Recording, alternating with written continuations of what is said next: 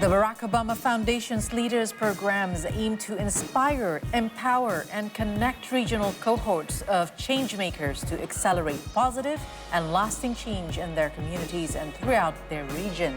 Launched in 2018, the Obama Foundation Leaders Program is a 6-month virtual leadership development journey that seeks to inspire, empower, and connect emerging leaders.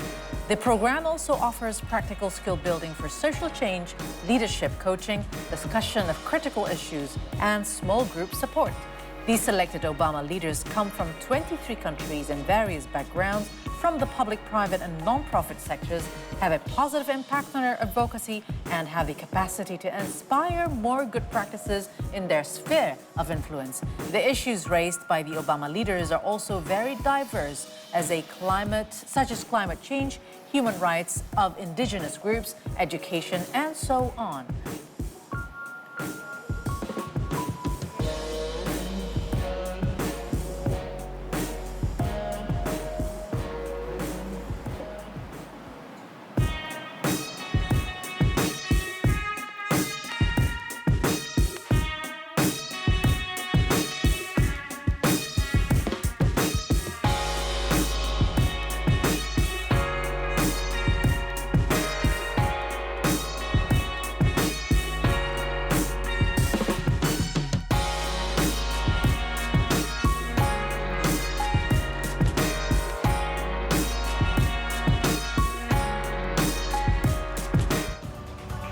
Well, it takes younger and younger nowadays to figure out what type of leaders you are. Can you be a leader, and what does it take to be a leader, right? Now, it turns out an Indonesian youth was chosen to represent Indonesia in the 2022 Obama Foundation Leaders Asia Pacific, namely Kartika Dewi, who is also a special staff to Indonesian President Joko Widodo. Wow! That's right. IU's election as an Obama leader is a form of global appreciation for her positive work in advocating diversity and peace issues. She's also considered to have the capacity to inspire the environment and stakeholders. Yes, and luckily we already connected with Kartika Dewi herself. Hi Ayu, how are you? Hi, I'm good. How are you? Thank you so much for having me. Thank you for joining. Yes, we're good. So recently you were selected to represent Indonesia along with 34 other young leaders in Obama Foundation Leaders Asia Pacific 2022. So could you tell us a bit about the program and how have you got selected? Right, thank you so much. So the program is basically a leadership program.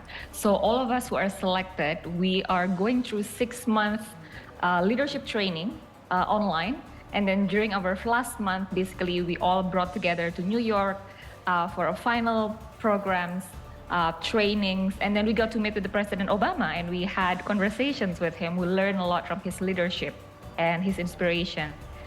And how did I got selected? Basically, the process was pretty straightforward, I guess. So there is this announcement every year they do this. So I'm not the first Indonesian that represent Indonesia. So there has been many more Indonesians before me that have been selected before. There is this essays that we have to write, and then we have to go through the interview. I was particularly interviewed by Maya Sutoro, which is President Obama's sister, and it was fun. So the program has been fun. That's great to hear, and congratulations that you got chosen. Of course, there are a lot of things that you experienced during that 6-month leadership program, but is there any specific memorable moments? Right. So there are two specific moments that I can remember. The first one was when I was asked to be the moderator in a training event that was run by the CEO of Obama Foundation, David Simmons. It was the very first training, so there is no comparison. I was a little bit nervous, but he was super chill about it. He was super nice and was very, very happy about it. So that's the first experience. The second one was there is this session about self-care, because very often we as leaders forget to care about ourselves because we focus a lot about the problems around us and how we can solve them, but we forget to care about ourselves. So I was asked again to run these sessions about self-care, and particularly I was asked to lead a meditation session for 5 minutes. And it was fun because many of these leaders in Asia Pacific have never done meditations before, so that was a good experience. Wow. Apparently taking care of ourselves is something fun. challenging Yes. too. Indeed. I would be even more nervous trying to meditate through all of that. But listen, Ayu, so obviously you're very well spoken, you're very smart, but one of the main reasons that you were selected was, as we mentioned, your positive work in advocating for diversity and peace issues. Could you tell us a little bit about your background and why it is that you had that in your background as well, why you're so concerned about these issues? Right, right. So the story actually started more than a decade ago. I was a primary school teacher. So before that, I was working in Singapore in a corporation, and then I decided to become a primary school teacher in a remote area of Indonesia. Wow. And then there, I learned that the impact of the riot that happens many, many years ago, impacting the children that lives today. So even the children has not born yet during the riot, they still have all of this prejudgment and preconceptions about people who are different, right? So when I was teaching there, I was happened to teach in an all-Muslim village.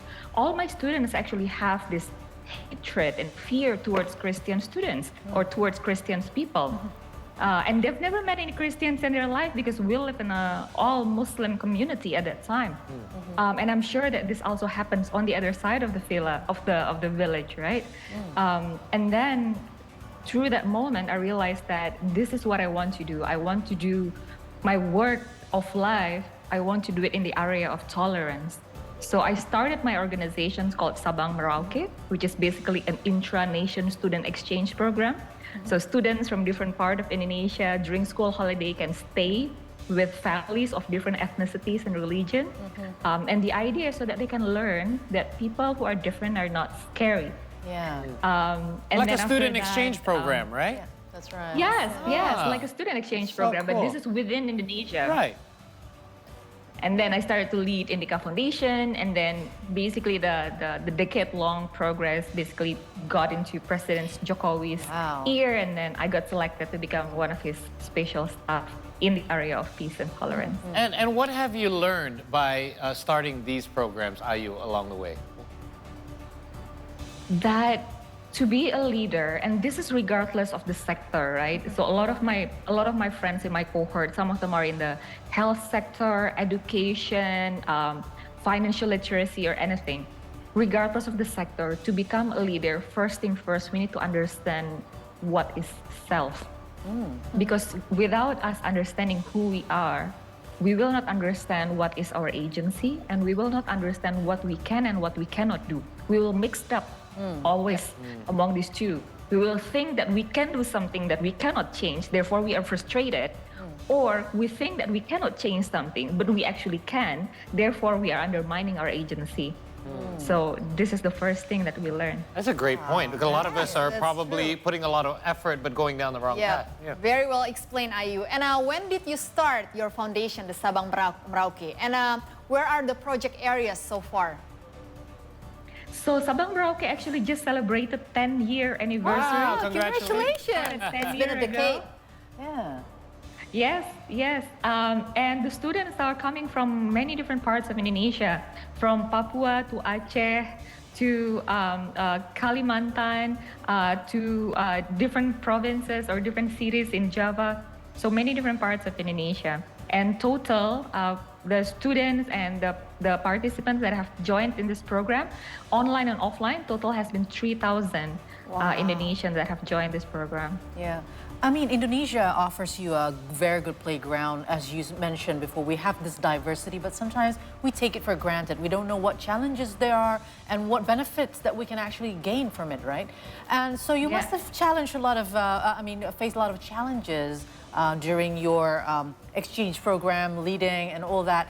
How do you see the youngsters nowadays? Do you think that they are more aware of this diversity, that they can actually embrace it? Or do you see threats that are more than before? Whenever I interact with young people, there's always hope.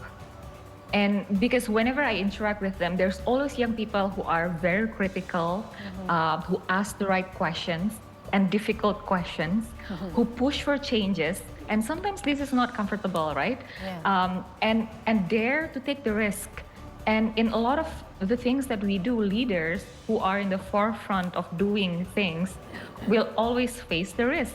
And for people like me and for a lot of people, sometimes the attack or the threats comes to a personal level. And a lot of us who are doing work in this area actually see this as, like the occupational risk. And this is just part of the job. And that is okay. And a lot of the young people are willing to take that risk. If you're looking at, the leaders that's in Indonesia right now in the spectrum, in whatever sectors that they are. I'm curious, Ayu, you've accomplished so much in such a short period of time. Well, in some things you've actually worked on for a decade, but nevertheless, you have accomplished so much. You've obviously experienced a lot of success as well. What's next? I mean, do you recalibrate your goals every time? I mean, obviously this is such a big thing to become part of the Obama Leaders Foundation, but what would be next? Have you put some thought into it? Yeah, so I actually do not have a set of goals. I never planned my life that, like 10 or 5 years from now, I'm gonna do this and this. But interestingly, life has always been opening doors that I have never thought about existed.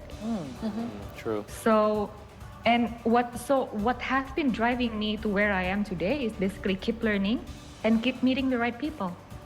That's amazing. Thank you for always knocking those doors and taking the chance and also extra miles to have actually opened many more eyes of Indonesians so that diversity, as you mentioned, differences would not pose threats. And I think this is good for Indonesians when they go out there, outside the country and face many people with differences, right? Yeah, that's Thank you true. so much. Yes, and maybe just one last question.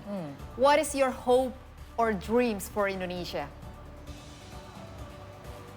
That Indonesia will continue to flourish as the great nation that was intended to be. If we're looking back, the founding fathers of Indonesia dreamed that Indonesia becoming Indonesia Raya, the great Indonesia that doesn't care about whether you have this particular skin color or religion or ethnicity or social economic class, that everyone can flourish. Sehat jiwanya, sehat badannya.